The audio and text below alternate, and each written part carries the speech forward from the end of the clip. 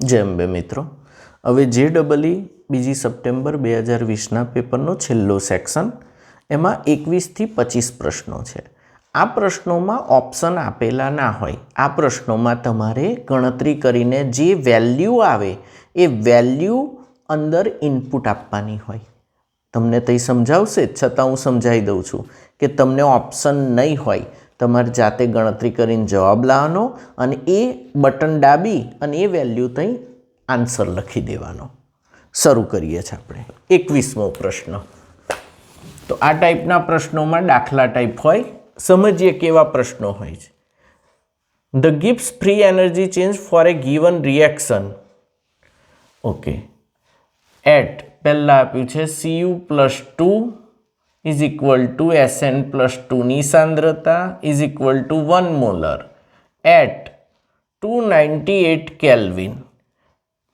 Reaction આપ્યું છે Cu solid plus Sn+2 gives Cu+2 plus Sn। E0 Sn+2 Sn reduction potential -0.16 volt અને E0 Cu+2 Cu 0.34 volt. आटली माहिती तमने आपी छे। F बराबर 96500 कूलम पर मोल लेवाना छे अने आ प्रक्रिया माटे delta G Gibbs free energy Gibbs मुक्त ऊर्जा शोधो। आवो प्रश्न पूछ्यो छे। गिब्स मुक्त ऊर्जा शोधो। तो पहला तो गिब्स मुक्त ऊर्जा delta G is equal to delta G0 plus RT ln QC। QC एटले प्रक्रियानुं भागफळ। मैं 11th में समझाव्युं हतुं आ सूत्र। डेल्टा G बराबर delta G0 plus RT ln QC। अहीं प्रमाणित मुक्त ऊर्जा फेरफार।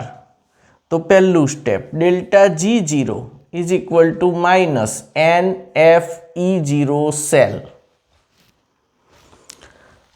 आ रिएक्शन में N केटलो छे? 2 इलेक्ट्रॉन नो फेरफार छे, तो अहीं N बराबर केटला आवशे? 2, तो -2 F 96500 कूलम। E0 सेल हवे अहीं बाजुमां लखीशुं। E0 cell is equal to E0 reduction potential of cathode minus E0 reduction potential of anode। Cathode कोण बनशे? Sn+2 मांथी Sn, तो एनो reduction potential Sn+2 Sn -0.16 minus E0 reduction of anode -0.34 એટલે +0.34 છે। रिडक्शन पोटेंशियल ज आप्यो छे, तो -0.50 थशे E0 सेल। तो अहीं अगाड़ी इंटू -1/2 लखी शकाय मारथी is equal to 96500 coulomb. Delta G0 तमने 96500 मळ्यो। Okay, second step RT ln QC is equal to 2.303 RT log of निपजना आयनोनी सांद्रता छेदमा प्रक्रियकना आयनोनी सांद्रता is equal to 2.303 RT log 1/1। कारण के निपजना आयन Cu+2 नी सांद्रता 1 मोलर छे, प्रक्रियकना आयन Sn+2 नी सांद्रता पण 1 मोलर छे, तो बंनेनी 1/1 मोलर सांद्रता अने log 1 एटले 0। तो आ स्टेप आखुं शुं थई जशे? 0। तो आ किंमत 0 छे, आ किंमत 96500 छे। देयरफॉर डेल्टा G बराबर 96500 कूलम। तो आ वेल्यू तमने आंसर में लखवानी थाय 96500 जूल। अहीं आगळी जूल आवशे, कारण के કુલમ્બ ઇન્ટુ વોલ્ટ, આ વોલ્ટ છે અને આ કુલમ્બ છે, કુલમ્બ ઇન્ટુ વોલ્ટ ને કુલમ્બ ઇન્ટુ વોલ્ટ એટલે જૂલ આન્સર આવશે 96500 જૂલ. તો તમારે આ વેલ્યુ 96500 ટાઈપ કરવી પડશે. ઇઝી દાખલો એકદમ. બીજો પ્રશ્ન જોઈએ.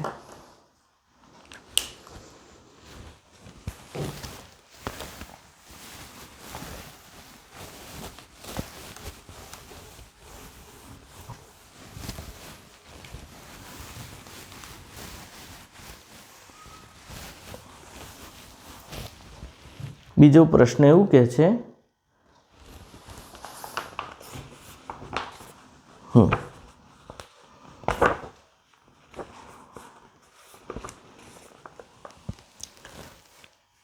log x by m against log p નો આલેખ. 22મો પ્રશ્ન. સીધી રેખા મળે છે જેનો ઢાળ 2 છે અને આંતરછેદ 0.4771 છે, તો x બાય m નું મૂલ્ય 4 બાર દબાણે શોધો. x બાય m નું મૂલ્ય 4 બાર દબાણે શોધો. તમને એવું આપેલું છે log 3 ઇઝ ઇક્વલ ટુ 0.4771. આ તમારા 5મા ચેપ્ટરનો પ્રશ્ન છે, ફ્રુન્ડલીચ અધિશોષણ સમતાપી. તો હવે હું યાદ કરાવું તમને. ફ્રુન્ડલીચનું સૂત્ર x by m is equal to k into p raised to 1 upon n. તો log of x by m is equal to log k plus 1 upon n log p. અહીં log x by m y is equal to c plus m into x લેતા આ x લેવાનો ના y. તો અહીં જે દોરીશું આલેખ log of x by m against log p, આનો આલેખ સીધી રેખા મળશે. હા, પ્લસ ઢાળ છે એટલે ઉપર જશે. ઢાળ બરાબર 1 upon n is equal to ઢાળનું મૂલ્ય 2 છે અને અહીં જે આંતરછેદ મળે છે, આંતરછેદ ઇઝ ઇક્વલ ટુ અહીં શું છે c, એટલે log k એનું મૂલ્ય કેટલું આપ્યું 0.4771. therefore k is equal to 3, કારણ કે log of 3 0.4771, તો સીધો જ 3 મળી ગયો તમને k બરાબર, અને 1 upon n બરાબર સીધો 2 મળી ગયો. આ સૂત્રમાં સમીકરણ 1માં કિંમત મૂકો. બોલો, x by m is equal to k 3 into p, p કેટલા છે 4 raised to 1 upon n, 1 upon n એટલે 1 upon n કેટલા છે 2. તો કેટલો આન્સર આવશે 4 4 16, 16 દુ 32, 16 3 48. તો તમારો આન્સર આવશે 48. તમારે 48 લખવાના રહેશે. સીધી વસ્તુ ખબર પડી. કેટલા ઇઝી સવાલ પૂછે છે, ખાલી ફેરવીને પૂછ્યો છે, બહુ જ વિગત આપે પણ ઇઝી છે એકદમ. 48. ત્રીજો પ્રશ્ન.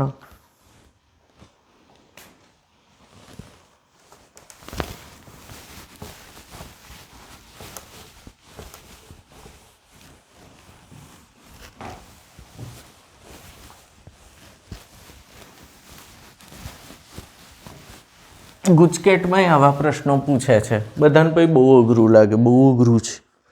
ચાલો આ પ્રશ્ન 23મો, બહુ મજા આવશે. ચિત્ર જ જોવાનું જ ખાલી.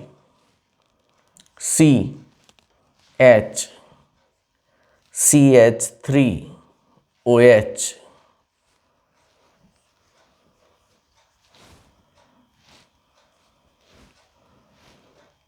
બીજી એક રિંગ છે, નાઇટ્રોજન છે. ઓકે, આ રીતે અહીં છે બંધ, અહીંથી આમ જાય છે O, અહીં બીજી એક રિંગ જોડી છે 1 2 3, અહીં પેરા સ્થાને CH3 છે. ઓકે, અહીંથી પાછું આમ જાય છે, પછી આમ જાય છે, પછી અહીં N છે, N થી આમ જાય છે. ઓકે, આમ આવે છે,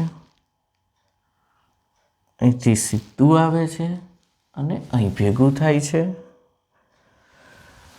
કે અહીંથી આમ જઈને આમથી આમ આવે છે. ઓકે, અમુક લોકો જોઈને જ કહી દે, ઓ સાહેબ ખબર જ ના પડી, ખબર નથી પડી. ખબર નહીં, એવું વાંચો પ્રશ્ન શું પૂછ્યો છે. Number of chiral carbons present in the molecule given below means આપેલા અણુમાં કાયરલ કાર્બનની સંખ્યા ગણો. કિરાલ કાર્બન કોને કહેવાય? તો કે જે કાર્બન સાથે જોડાયેલા ચારેય સમૂહો જુદા જુદા હોય તેને કિરાલ કાર્બન કહે છે. જો શૃંખલા હોય તો શૃંખલાઓ સમાન હોય, શૃંખલાઓ જુદી જુદી બનવી જોઈએ. જો એક અણુ હોય તો સમજ્યા કે ભાઈ ઓકે, પણ જ્યારે શૃંખલા હોય તો શૃંખલાઓ પણ કેવી બનવી જોઈએ? જુદી જુદી. હું તમને આ અણુમાં જ સમજાવું છું, ધ્યાનથી જુઓ. કિરાલ કાર્બન કોને કહેવાય? ચારેય સમૂહો જુદા જુદા હોય. ચલો, આ તો નથી જ, કારણ કે 3H, બે સમૂહ સરખા થઈ ગયા. આ કાર્બન કિરાલ કહેવાય? હા. કેમ? CH3OH H અને આ બાજુ બેન્ઝીન જોડાયેલું છે. યસ, આ એક કિરાલ મળી ગયો આપણને. અહીં એક પણ કિરાલ નહીં, કારણ કે અહીં બધા શું છે?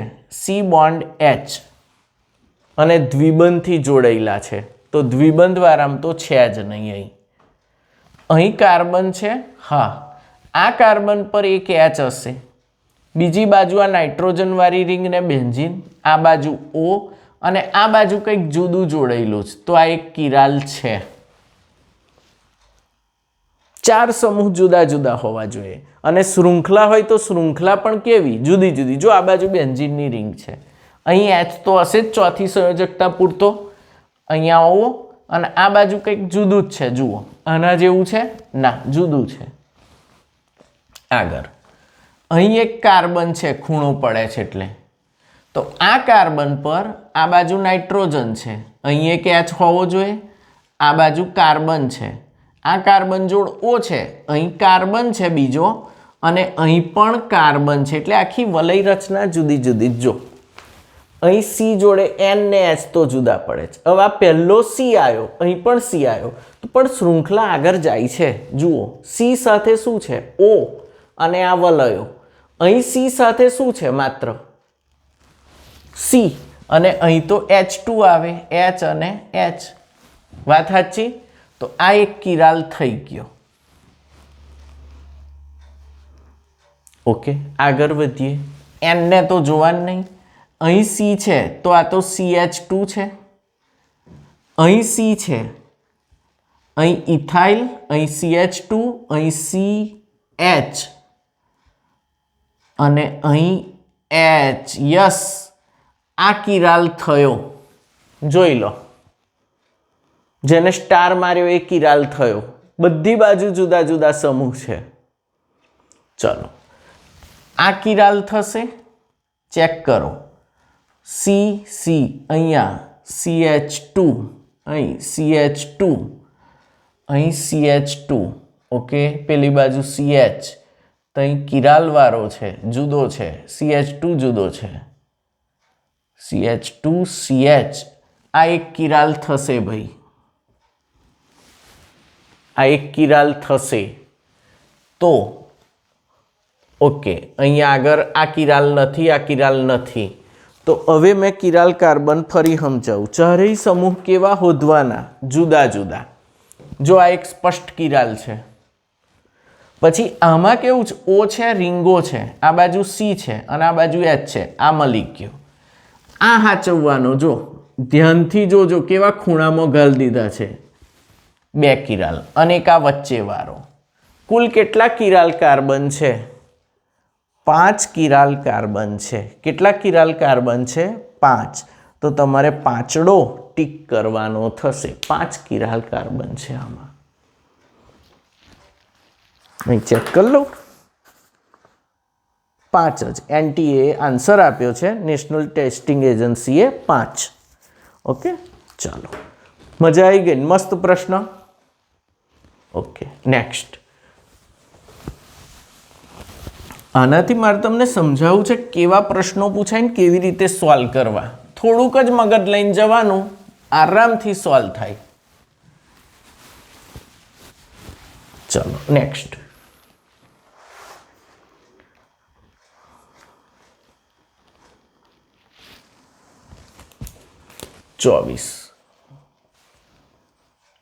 આયનનો ઓક્સિડેશન આંક, આયન એટલે Fe નો ઓક્સિડેશન આંક A, B અને C માં,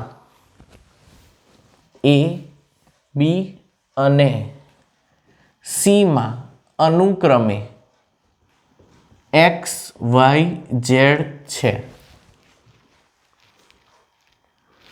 તો X plus Y plus Z equal to કેટલા? આ પ્રશ્ન પૂછ્યો છે. તો અહીં A, B ને C કમ્પાઉન્ડ તમને આપ્યા છે. A આપ્યો છે Na4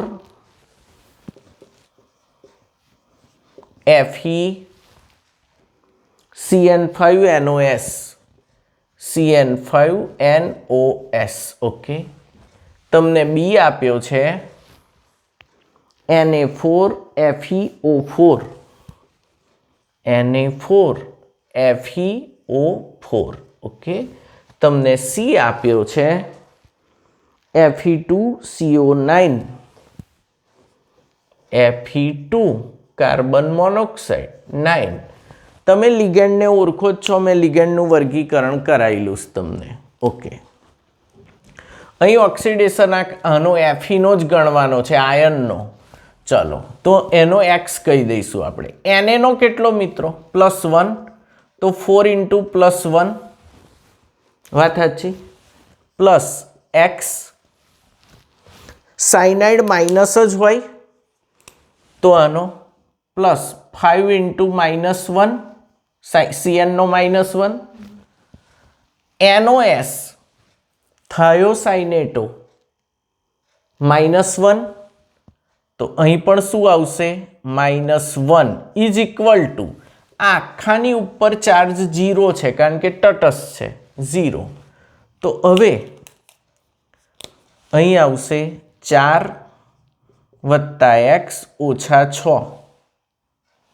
આ માઇનસ થશે ને, ઇઝ ઇક્વલ ટુ 0. તો X બરાબર કેટલા આવે? +2 આવ્યા પહેલામાં. ચલો, બીજો ગણી જુઓ.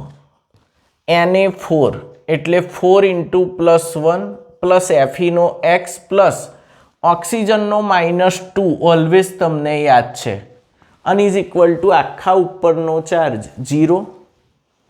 તો 4 + X - 8 બરાબર 0. X બરાબર +4.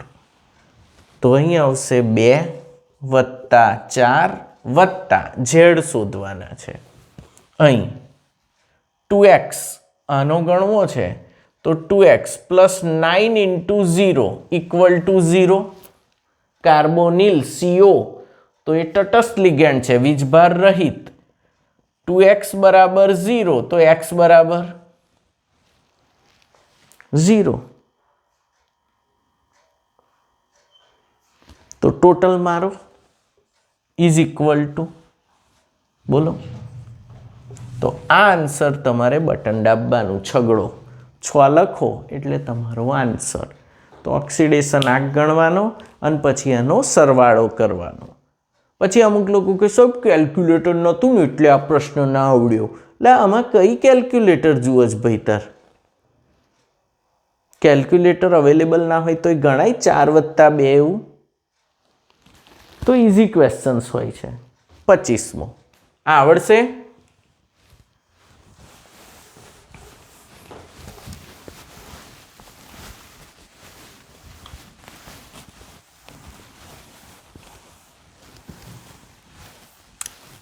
ખૂબ મહેનત કરે છે મારા બાળકો અને બહુ સારા માર્ક જનરેટ કરે છે, મને આનંદ છે.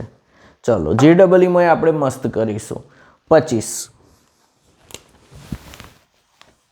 થર્મોડાયનેમિક્સનો પ્રશ્ન છે અને વિનંતી, તમને કોઈ ટોપિક સહેજ વીક લાગે ને તો મારું 11thનું એનો વિડીયો ખાલી જોઈ લેવાનો. તમે સબસ્ક્રાઈબ તો થયેલા જ છો, ખાલી વિડીયો જોઈ લેજો, ટોપિક્સ એકદમ મોડે થઈ જશે. અને ખાસ કરીને પહેલું, બીજું, ત્રીજું, ચોથું, પાંચમું, છઠ્ઠું ચેપ્ટર અને સાતમું, એટલે 11માના ચેપ્ટરો એકવાર રિવિઝનમાં જોઈ જ લેજો તો JEE બહુ સરસ જશે. ચલો એવું આપ્યું છે 25માં. ઇન્ટરનલ એનર્જી ચેન્જ, આંતરિક ઉર્જાનો ફેરફાર ગણો એવું કહ્યું છે. ક્યારે? 90 gram of water undergoes complete evaporation at 100 degree. 90 gram પાણીની બાષ્પ બને ત્યારે. તો આંતરિક ઉર્જાનો ફેરફાર ગણવાનો છે એટલે ડેલ્ટા યુ શોધવાનો છે. ક્યારે શોધવાનો છે? 90 ગ્રામ પાણી બાષ્પ બને ત્યારે. ટેમ્પરેચર 100 ડિગ્રી સેન્ટીગ્રેડ એટલે 373 કેલ્વિન. બીજું કંઈ આપ્યું છે? ના. R બરાબર 8.314 આપ્યો છે. ડેલ્ટા H વેપોરાઇઝેશન આપ્યો છે 41 કિલો જૂલ પર મોલ અને R આપ્યો છે 8.314 જૂલ પર મોલ. તો આ 41 ને 41,000 કરી દઉં જૂલ પર મોલ. આટલી ખબર પડી. કિલો જૂલના મેં જૂલ કર્યા, આ જૂલમાં આપ્યો છે. તો હવે તમે સમીકરણ જાણો છો. પહેલાં તો 90 ગ્રામ, 90 ગ્રામ એટલે 90 ભાગ્યા 18 એટલે 5 મોલ થયા. 5 mole H2O liquid gives 5 mole H2O gas. Delta N gaseous is equal to NP minus NR. વાયુરૂપ નિપજના મોલ માઇનસ વાયુરૂપ પ્રક્રિયકના મોલ. વાયુરૂપ નિપજ 5, પ્રક્રિયક વાયુરૂપ નથી તો એ 0, 5 મળી ગયા. બીજું સૂત્ર વાપરવાનું છે તમારે. Delta H is equal to delta U plus delta N gaseous RT. આના દાખલા 101% પૂછાય. થર્મોડાયનેમિક્સ ચેપ્ટરના મેં દાખલા એક એક કરીને કરાયેલા છે, તો તમે મારું એ વિડીયો જોઈ લેજો. 11thના ફાયદામાં આવી જશો. એ દાખલો એક તો પૂછાશે જ, મેં કરાયા છે એમાંથી. ચલો ડેલ્ટા H આપ્યો છે 41,000 ઓછા is equal to delta U plus delta N gaseous 5, R 8.314, T 373. વાત સાચી? કરો. આમાં કેલ્ક્યુલેટરની જરૂર પડે છે. કરો. 5 ગુણ્યા 8.314 ગુણ્યા 373.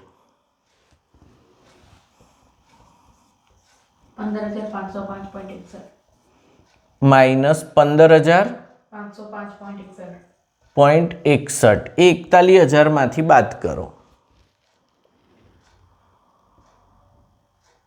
25,494.39.